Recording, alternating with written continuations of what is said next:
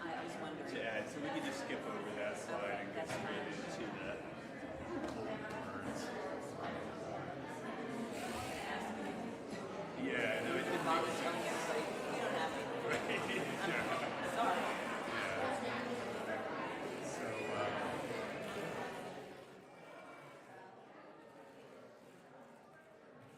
yeah, so very efficient service today. We got through in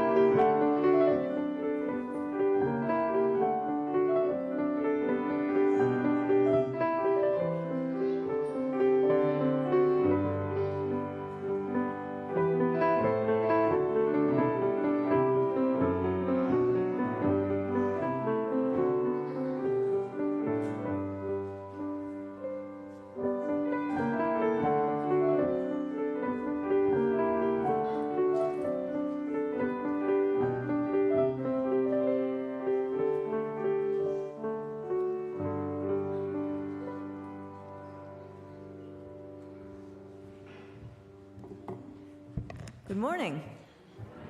Welcome to the Unitarian Universalist Church of the South Hills, also known as Sunnyhill, and it is most joyful to see you all with us here this morning. Our mission at Sunnyhill is to create a more just and compassionate community within and beyond our walls. My name is Mary Jo Hennessy, and I serve as a worship associate for this congregation. If you are a newcomer or a visitor to our congregation, please go to sunnyhill.org and click on the button that says New to Sunnyhill. You can receive more information about our congregation and sign up to receive our weekly email newsletter called The Beat, which comes just once a week, every Wednesday, and it is full of wonderful news about all the events and ways you can get engaged here at Sunnyhill. And one of our big events coming up this week is Saturday. The pumpkins will fall from the sky and land on the pallets in a neatly arranged order. Would it be so? Unfortunately, it doesn't work that way. We have to unload the pumpkins. And it is great fun when we all get together and do our hand off the pumpkin and load up those pallets. And then we have to sign up to sell them, and that is a great fun thing too. So please go out there and sign up, find a slot or two to fill in and help us sell some pumpkins. It is a wonderful fundraiser. It is a wonderful community event. And look for a slot where there's someone you don't know already signed up there. Get to know somebody new that way. Hope to see you all as we work on selling pumpkins. And if you are joining us online today, you too can come sell pumpkins, and you can also say hello or good morning in the comments on Facebook or YouTube. We'd love to hear from you today and extend a warm welcome to you as well. And now a gentle reminder, let us please silence our cell phones and other electronic devices so we can enjoy this service without uninterrupted buzzing or ringing. Because today's sermon is called Listening Well. In our current era of discord and strife, empathic understanding and loving kindness seem to be in short supply. How can we develop these qualities and help share them with others? And how can deep listening help us get there? Our opening words were written by Gary Kowalski. We gather here to worship, to seek the truth, to grow in love, to join in service, to celebrate life's beauty and find healing for its pain, to honor our kinship with each other and with the earth, to create a more compassionate world, beginning with ourselves, to wonder at the mystery that gave us birth, to find courage for the journey's end, and to listen for the wisdom that guides us in the quietness of this moment. And please, let us come together to say the words to light our chalice. May our chalice flame remind us to focus on the sights, sounds, and sensations of this very moment as we join together for this hour of opening ourselves to what is here. Good morning. Please rise and bow your spirit to join in singing our opening hymn,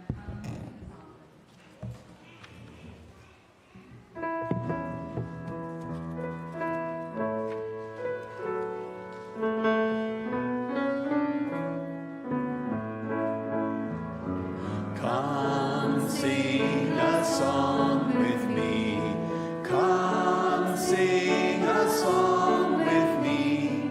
Come sing a song with me, that I might know your mind. And I'll bring you home when hope is hard to find. And I'll bring a song of love and a rose in the winter time. Come dream a dream with me. Come dream a dream with me. Come dream a dream with me, that I might know your mind. And I'll bring you home when hope is hard to find. And I'll bring a song of love and a rose in the winter time. Come walk in rain with me. Come walk in rain with me. Come walk in rain with me, that I might know your mind. And I'll bring you home when hope is hard to find. And I'll bring a song of love and a rose in the winter time. Come share a rose with me.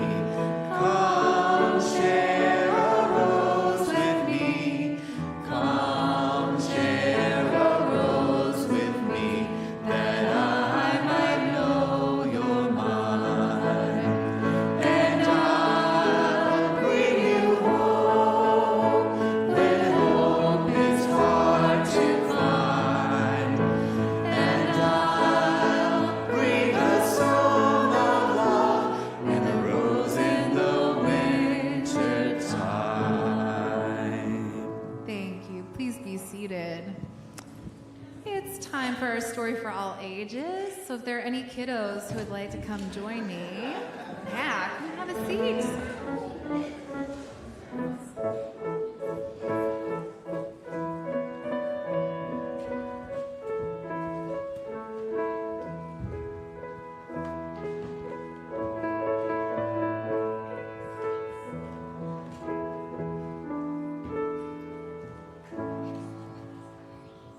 Guys, it's so good to see you today. So I'd like you to think about a time that you really needed to listen to someone. Maybe it was a grown-up who wanted to give you some instructions or tell you something that was important. Maybe it was a friend who was having a really rough day or was upset and needed to talk about how they were feeling. Let's think about a time that you really needed to listen to someone. What did you use to listen? What part of your body did you use to listen? Yeah. Your ears. Ears, absolutely. Yeah, the ears are important. Anything else? Oh. Your mouth. Yeah, your mouth is an important part of listening. Usually it's keeping it closed, but but sometimes it's making noises that like encourage the person to talk, like or maybe it's smiling at someone or something else. Yeah. Your eyes, absolutely. Making eye contact, showing them with your eyes that you're really paying attention. Did you have something else? Eyeballs. Any other ideas? What else do we use? Yeah, you need to show them that you love them. So often we're listening with our heart. So when we really listen to someone, we're using our ears, we're using our eyes, we're using our whole face and our body and our presence and our heart to really listen deeply. And as a musician, you got to do a lot of very careful listening. So I have a couple of tips for when you really, really need to listen to someone, things that you can do. The first thing is you can rub your ears. Rub your ears with me, everybody. You're welcome. It's a nice little ear massage. Doesn't that feel good? Yeah, when you really need to listen to someone, sometimes giving your ears a little rub helps you really focus in. The other thing you can do is cup your hand behind your ear. You do that? It blocks out the sounds behind you. If I'm in a really loud place or something's distracting me and I'm trying to really listen to someone, I will do this, maybe both hands. It helps a lot, to really listen. I have a song that we're going to sing together, and I've been singing it with these guys, so it's just new to you all. We're doing a lot more singing this year. I think you're going to remember it. We've been doing a lot more singing this year in RE, and this is kind of our plan for music this year, is to infiltrate wherever I can. Show me showing up to events, being like, sing. All right, but yeah. So this is a song that we learned a couple of times and sang together a couple of times in RE. It's by Ella Jenkins, who's an amazing singer-songwriter who sings and writes many children's songs and collects folk songs for children. And she just turned 100 this past August. Yeah, amazing. She and Jimmy Carter, like buds. 100, right? Isn't that amazing? So she wrote this song, which is an Arabic greeting. It's called Elan wa Seylan. Can you all say that? Elan wa Seylan. One more time. Elan wa Seylan. That's it. And she wrote this song as an Arabic greeting. It's offered to a person one is meeting for the first time. The song is built upon an interrelationship of listening and responding, in which listeners need to really be in tune with one another in order to anticipate what to do next.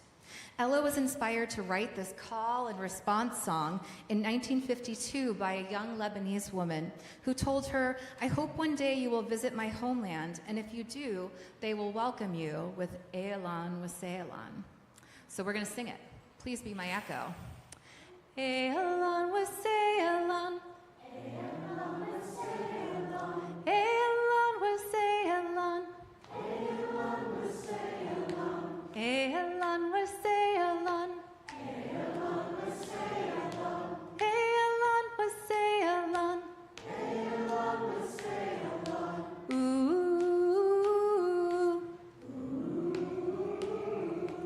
Ooh.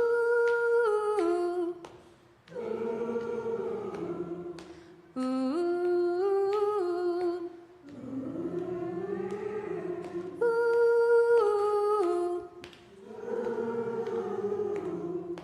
Dun, dun, dun, dun, dun, dun, dun. Dun, dun, dun, dun, dun, dun. Dun, dun, dun, dun, dun, dun, dun. Dun, dun, dun, dun, dun, dun. Elan wa Seylan. Elan wa Seylan. Elan wa Seylan. Elan wa Seylan. Elan wa Seylan. Elan wa Seylan.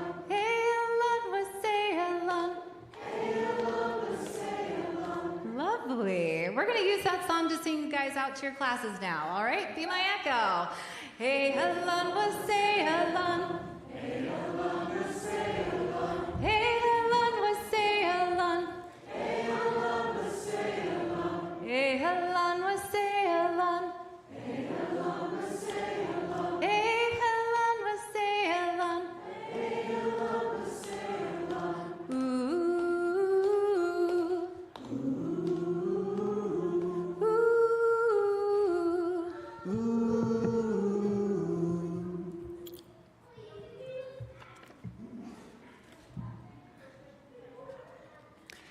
This is a time in our service when we share joys and sorrows that have been submitted by members of the congregation.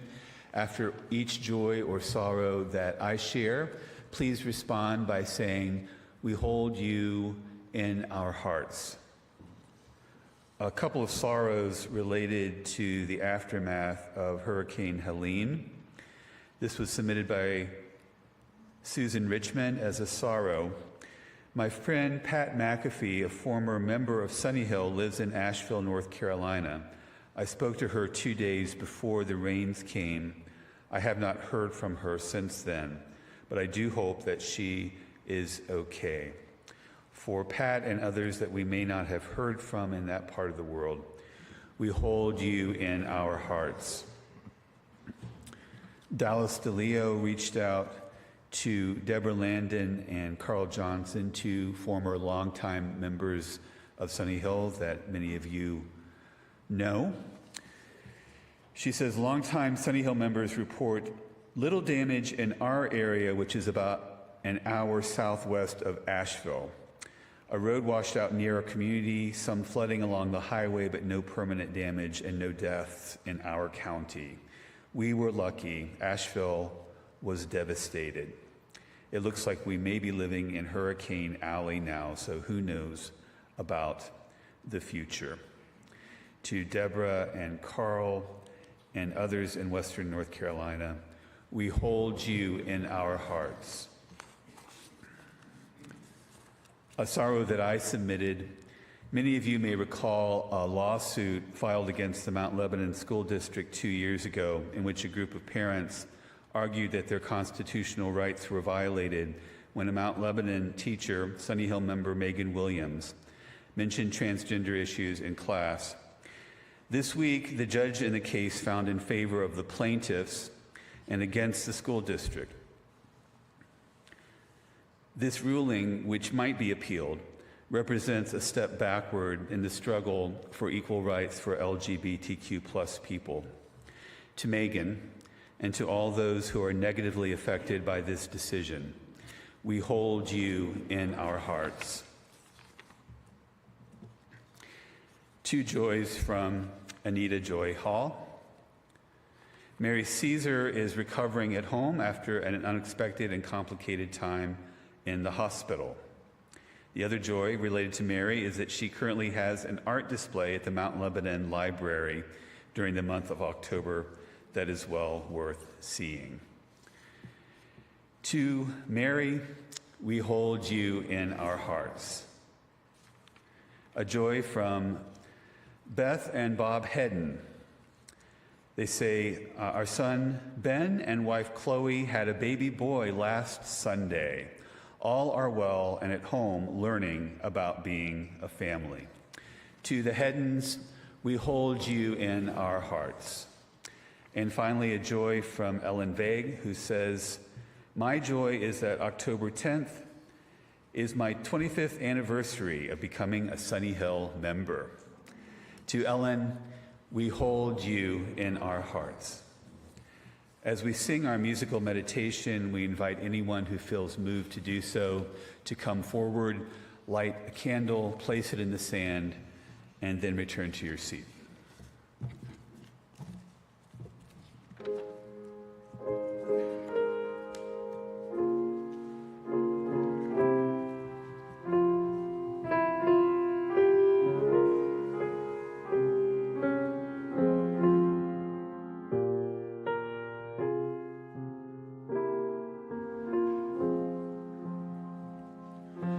Find the stillness, hold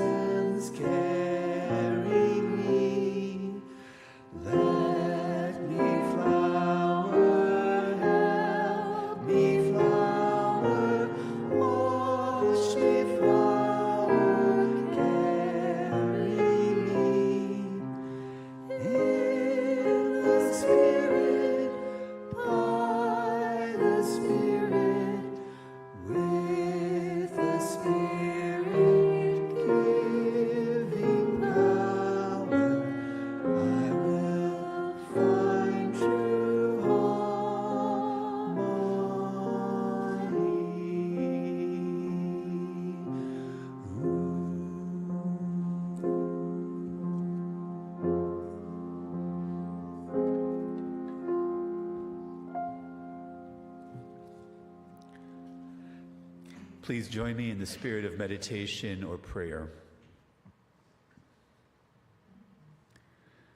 How very little time we spend simply listening. Not listening to be entertained, not listening to find fault or to argue, not listening to gain advantage,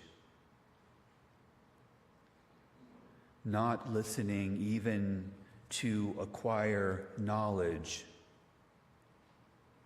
but listening simply and intently to what might be heard beneath the roar of those other thoughts and pursuits.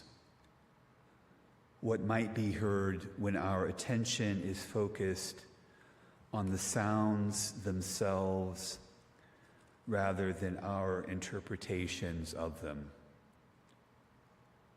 What might be heard when we are still enough to hear our own internal rumblings, not critically, but with a mind that says, open, and open again and again. Let us listen together in silence to the sounds beneath, the rumble and the roar.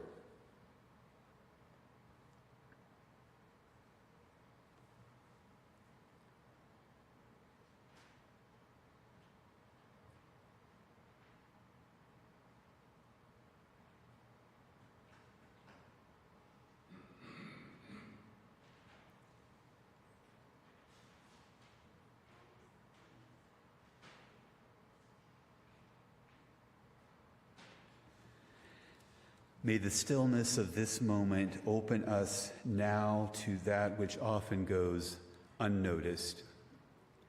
May the quiet of this moment return to us when we need silence amidst the noise. And may the togetherness of this moment remind us that we are not alone. Amen.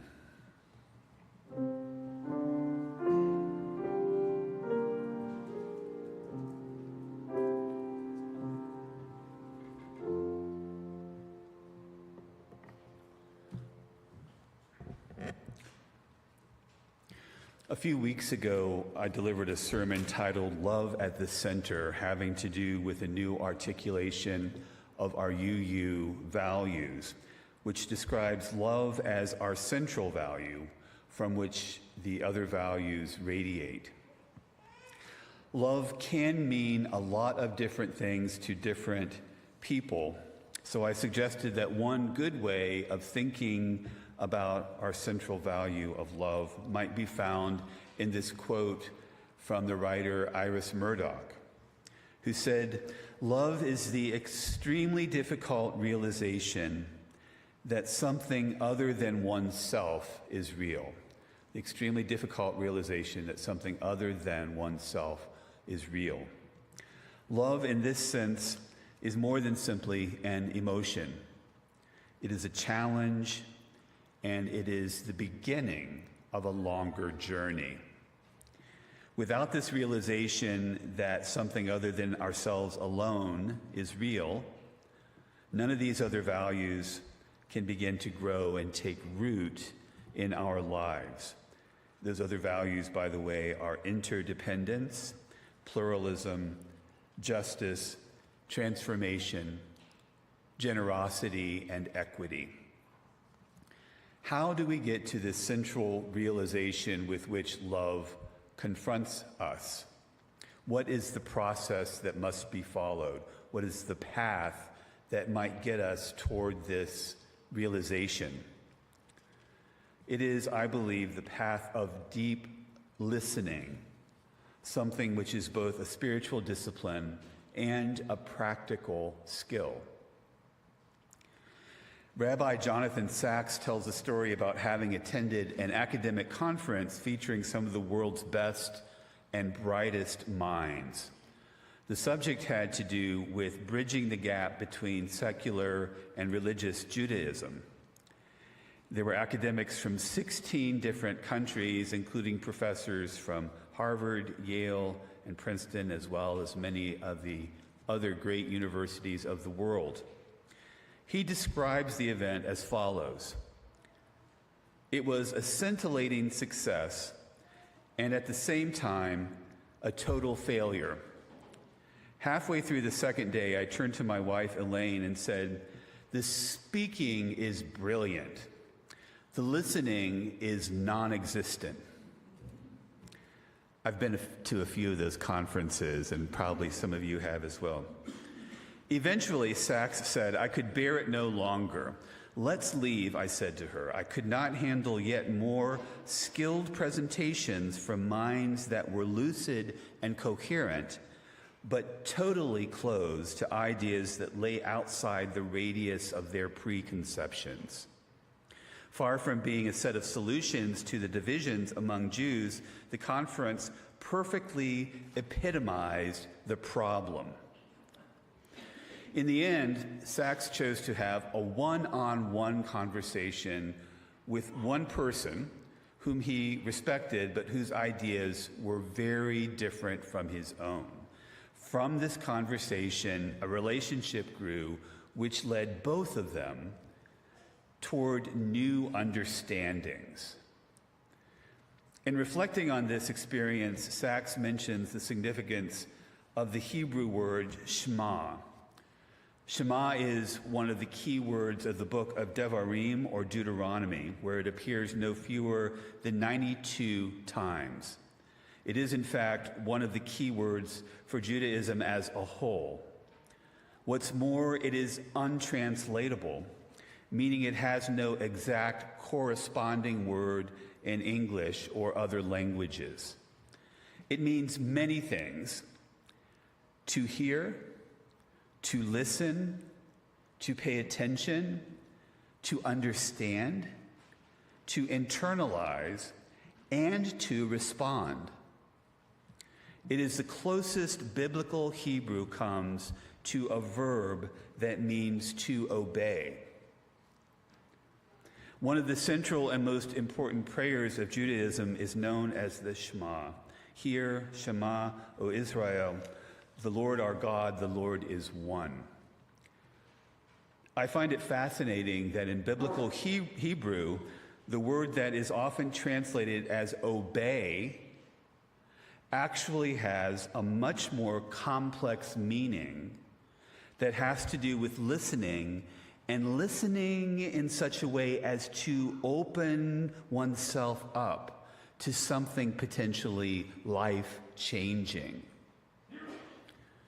In general, as Rabbi Sachs mentions, when you encounter a word in any language that is untranslatable to your own, you are close to the beating pulse of that culture. To understand an untranslatable word, you have to be prepared to move out of your comfort zone and enter a mindset that may be significantly different than your own. That zone of discomfort is a difficult and challenging place to be.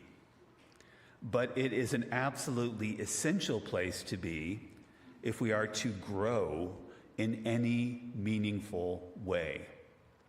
And it all begins with deep, empathic listening. Empathy may be an innate human quality, something that almost all of us possess by virtue simply of being human. But accurate empathy is not an innate human quality. Accurate empathy is a skill that can be developed and practiced like any other skill. So I want to dig in a little bit deeper to the actual mechanics of deep listening and accurate empathy. The ideas I'm about to present come from a book by the psychologist William R. Miller titled Listening Well. Miller notes that it is built into us to read and guess what other people are thinking and experiencing. It is also clear that our guesses can be wrong and often are. We can misinterpret someone's intention or misread what they are feeling or meaning. This is where the ability of empathic understanding or accurate empathy matters. To better explain accurate empathy, Miller uses this graphic, which shows box A at the lower left, meaning, with an arrow that leads up to box B at the upper left, labeled spoken words, with an arrow to the right, box C at the upper right that says heard words, and then an arrow down leading to the lower right, box D, labeled meaning. What this drawing represents is beginning with an original meaning that someone has in mind before they even begin to speak. They try to turn this meaning into spoken words. These spoken words become heard words when someone else is there to hear, and in turn this listener translates these heard words into some meaning. Miller says there are three places where communication can go wrong, signified by numbers next to the arrows. Firstly, arrow 1, everyone knows that people don't always say what they mean. And saying what you mean can be a constant struggle. It's sometimes difficult to come up with the words that can accurately describe your feelings and ideas. Secondly, arrow 2, the listener has to hear what was said. This can be hindered by many factors, including inattention, distance, distraction, hearing impairment, or listening in what is not your own native language. Again, this step in the process is fraught with challenges, so many ways of not accurately hearing what is being said. The third step, arrow 3, requires decoding what the speaker meant, an abundant source of misunderstanding. The listener quickly and mostly unconsciously runs each word through an inner dictionary of possible meanings, and from past experience assembles an interpretation of what was meant. As Miller notes, by this time, box D can be very different from box A. Yet the listener may respond as though box D is box A. By the way, this drawing illustrates the challenge that I face every week when I try to write a sermon. I have a pretty good idea of some meaning or meanings that I want to convey, but I often struggle turning that meaning into spoken words. And once those words are spoken, I really don't have any idea what words others are hearing or how they assign meaning to what they hear. In fact, it frequently happens, and I find this fascinating, that someone will come up to me after I've delivered a sermon and mention a quote that they heard me say that I didn't say. More than once, I've gone back to my sermon manuscript and even listened to a recording in case I was ad-libbing, and the words just aren't there. So the struggle is real. And it's fine when it's something that I endorse and is positive, but problematic when it isn't.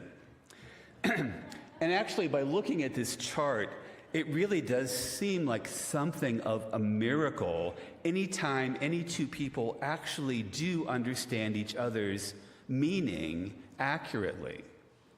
There are so many things that can go wrong. But what can we do to improve this process and to make sure that the meaning we take away from a spoken exchange is somewhat closely related to the original meaning intended by the speaker? Miller suggests that there are 4 habits of empathic understanding. Willingness to perceive from another's perspective, which is not something that necessarily comes easily or naturally. Willingness to suspend self-centeredness. Again, I think so often we get lost in our own little individual echo chamber and silo that it's hard to break through that. Willingness to receive respectfully what others have to offer. This is especially challenging when you don't agree in a very fundamental or basic way with what you hear another person saying. And then finally, a willingness to desire their well-being. If you're not starting from a ground where there is mutual goodwill, it's hard to have any kind of understanding. These are habits of mind and heart that underlie and motivate empathic understanding. None of these 4 things is easy. All 4 of these habits require practice and a kind of awareness that does not necessarily come naturally to any of us. But I would suggest that religious community, especially a religious community like ours, exists at least in part to help us practice those 4 habits. In fact, when we encounter love as the difficult realization that something other than oneself is real, then our response must be based in these 4 habits of being willing to perceive from another's perspective, to suspend self-centeredness, to receive respectfully what others have to offer, and to desire their well-being. These 4 habits may be simple conceptually, but they require lifelong attention and practice. However, if we do practice them, we might find ourselves arriving at a place of better understanding and eventually something like healing. Mark Nepo writes, "Deep listening requires letting go of our internal argument with the world. Before we can truly listen, we must exhaust ourselves of our assumptions. In truth, if we are to ever glimpse the world outside the stubborn certainty of our minds, we have to put down our ready answer to everything. This necessitates an inner discipline so that I don't finish your sentence in my mind, or search my storehouse of opinions for a rebuttal or defense of the world as I see it. Much of our isolation and sense of difference, Nepo says, comes from our inability to slow down and let in what is before us. Regardless of the medium, this is the beginning of art, the honest listening without pretense or judgment to life as it meets us. So the physics of deep listening, he says, is that we stumble beautifully into the spaces between our sufferings. This is why we dare to listen, so that we might drop together into the truth that holds us all. I hope and pray that we all might practice the physics of deep listening, stumbling beautifully into the spaces between our individual sufferings and daring to listen in such a way that we might drop together into that truth that holds us all. May it be so. Amen.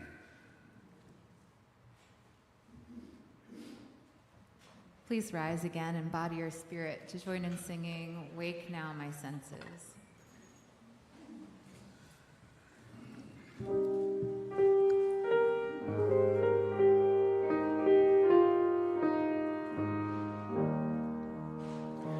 Wake now my senses and hear the earth call.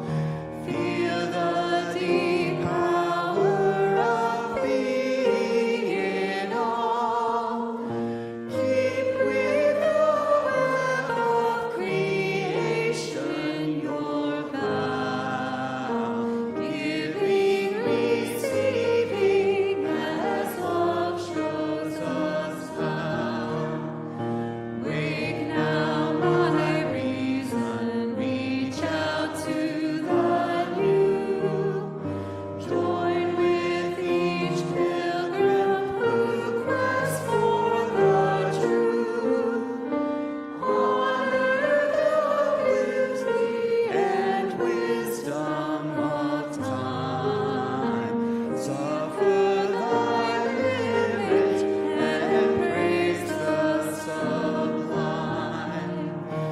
Wake now compassion, give heed to the cry.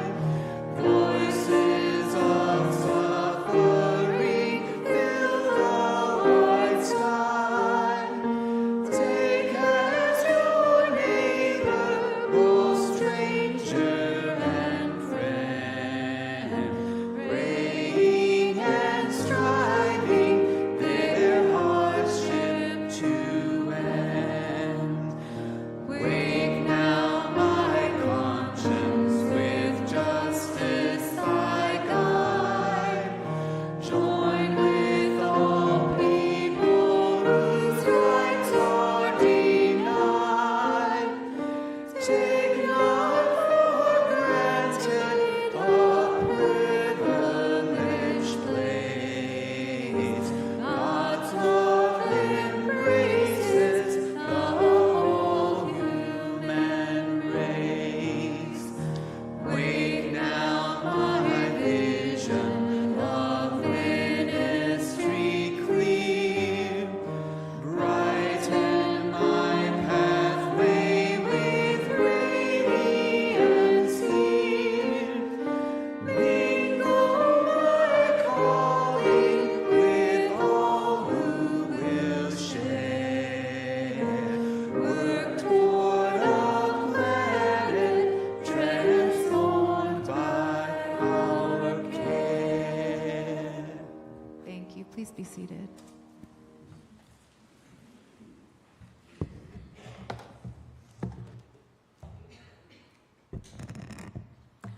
Our Share the Plate beneficiary for the month of October is the UU Disaster Relief Fund, which provides aid to UU congregations, their members, and their communities in the wake of disasters of all kinds.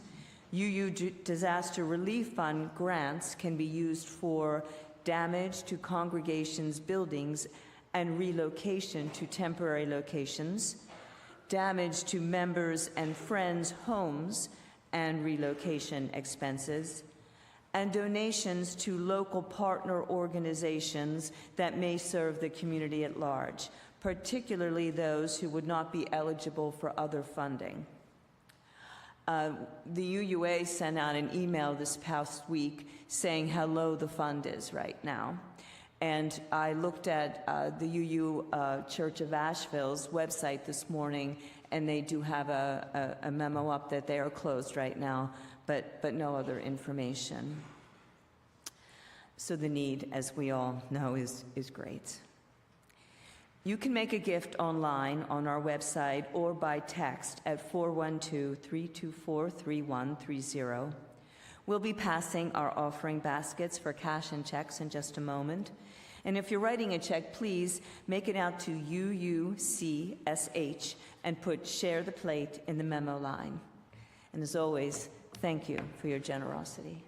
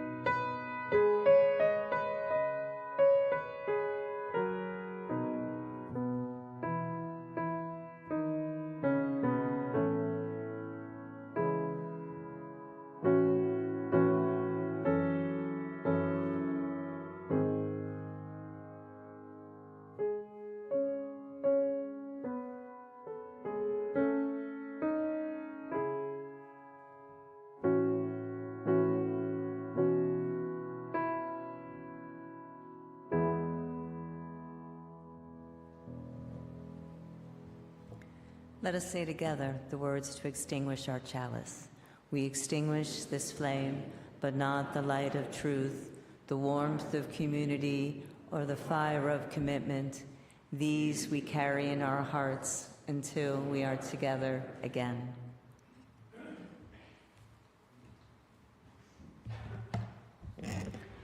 I have just a couple of brief announcements before the closing words. One is, again, a reminder, as Mary Jo mentioned earlier, that the pumpkins are coming. They'll be here next Saturday in a huge truck that we need to unload. So please look in the Beat for information, more specific information about that, as well as signing up for slots to sell pumpkins over the next couple of weeks. The other thing is that I have a very vague announcement, but you have to take my word for it. Next week, we're going to have a big announcement regarding the capital campaign that you will want to pay attention to. So either be here next week or please take a look in your inbox or mailbox for an announcement regarding the capital campaign. For now, we'll close with these words: let your life speak. Have the patience to be silent and listen for truth. Then have the courage to let the best that is in you direct your actions. Recognize that your true identity is nothing more or less than the way in which you conduct your public and private affairs, the way in which, for good or for ill, you let your life speak. May you go in peace. Thank